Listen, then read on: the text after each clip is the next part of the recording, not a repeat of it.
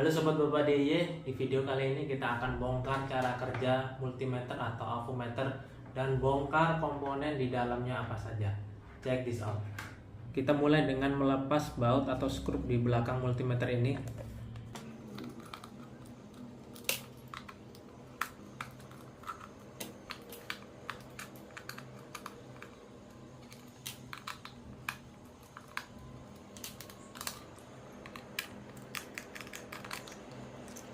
Selanjutnya lepas tutup baterainya,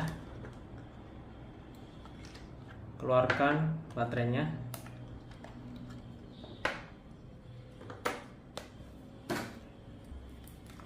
lalu dorong dari bagian tempat baut.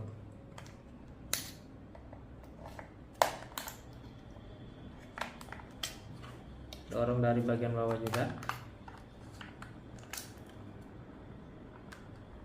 Lepaskan secara perlahan,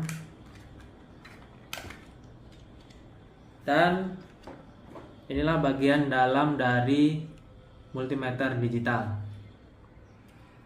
Ini tempat baterai, ini buzzer untuk indikator bunyi, kemudian ini ada chip dan IC di sini, ada beberapa komponen resistor, ada elko, dan ini ada sekring atau fuse. Kemudian ini sebenarnya ada fuse juga, namun sudah rusak dan saya copot waktu itu. Kemudian ini ada tiga terminal untuk menghubungkan dengan terminal tes di luar. Cukup menarik di dalamnya dan terlihat simpel. Ini bagian luar, bagian depan.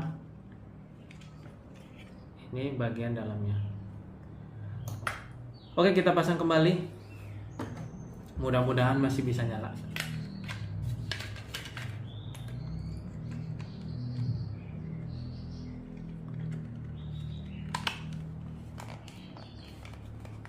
Kembalikan lagi baut-baut tadi yang sudah dicopot.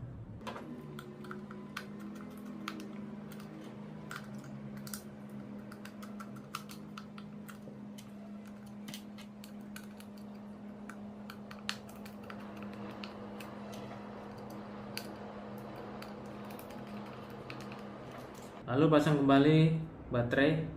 Jangan lupa terbalik. Jangan sampai terbalik. Ini kutub positif. Di sini ada tanda kutub positif. Ini kutub negatif yang ada pegas atau pernya.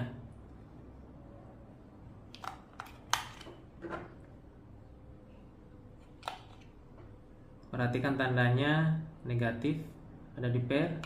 Jangan sampai terbalik. Dan pasang kembali tutup baterainya.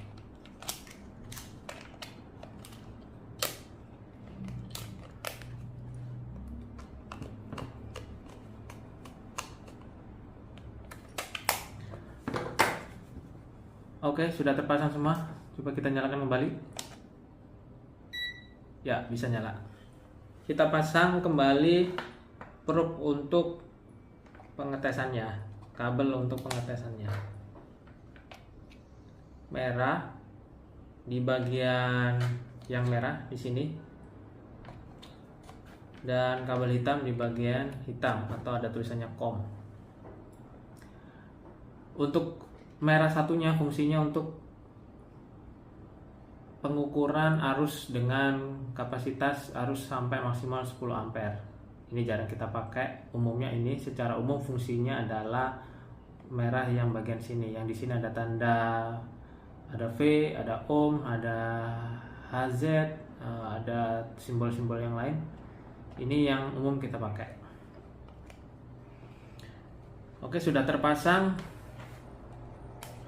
Kita lanjutkan dengan fungsi dari multimeter ini. Yang pertama kita pilih ke V.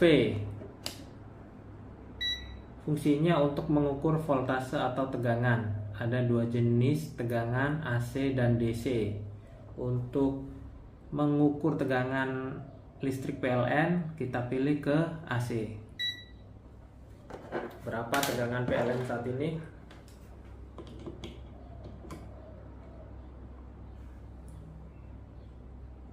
tegangannya adalah 215 volt, kurang lebih mirip dengan spesifikasi PLN di 220 volt. Berikutnya untuk menghitung atau mengukur tegangan DC. Kita pilih DC, kita contohkan dengan batu baterai ini. Di bodinya tertulis 1,5 volt, apakah sama? Kita tes. Dan sama di angka 1,5 volt. Fungsi berikutnya adalah milivolt. Ini berfungsi untuk mengukur tegangan yang relatif kecil. Kemudian fungsi ohm, fungsinya adalah untuk mengukur hambatan suatu komponen. Ketika tidak terhubung, maka display menunjukkan OL atau online. Kita coba tes dengan hambatan dari elemen pemanas rice cooker ini, berapa hambatannya. Langsung kita ukur di kedua ujungnya.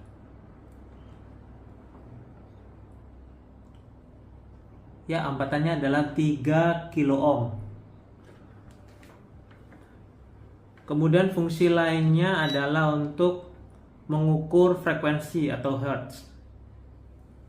Di sini untuk frekuensi listrik PLN adalah 50 Hz. Kita coba tes apakah sesuai. Kita colok kembali.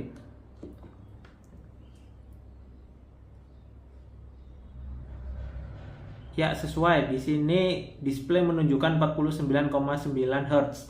Jadi sesuai dengan spesifikasi PLN di 50 Hz.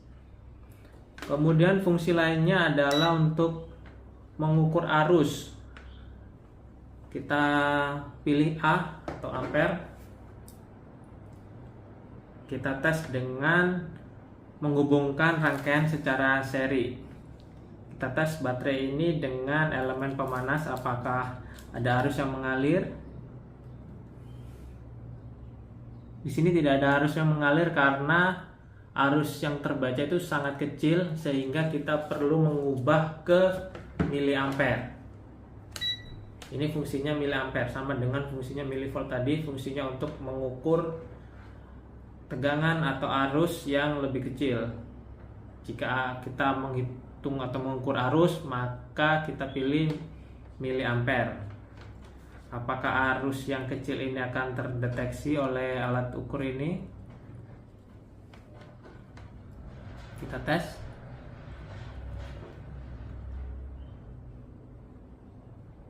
Ya, display menunjukkan 0,05 miliampere. Jadi arus yang mengalir dari tegangan baterai 1,5 volt dan hambatan elemen pemanas 3 kilo ohm adalah 0,05 miliampere. Kemudian fungsi lanjutannya adalah untuk mengukur temperatur. Di sini kita arahkan ke derajat Celcius atau derajat Fahrenheit. Namun kita harus mengganti probe pengukurannya dengan probe pengukuran temperatur yang sudah disediakan.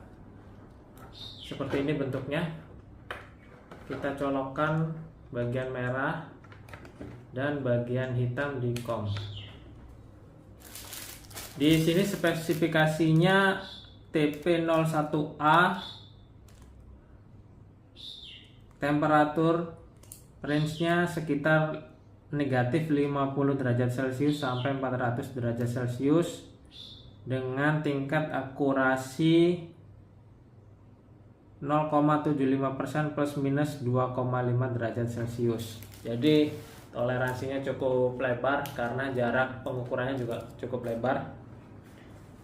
Kita lihat di sini temperatur ruangan saat ini adalah ambient temperatur sekitar 23 derajat Celcius.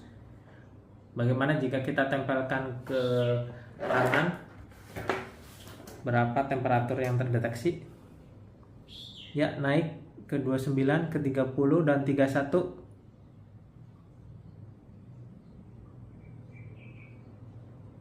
Ya, temperatur permukaan kulit di sini terdeteksi sekitar 31 derajat Celcius.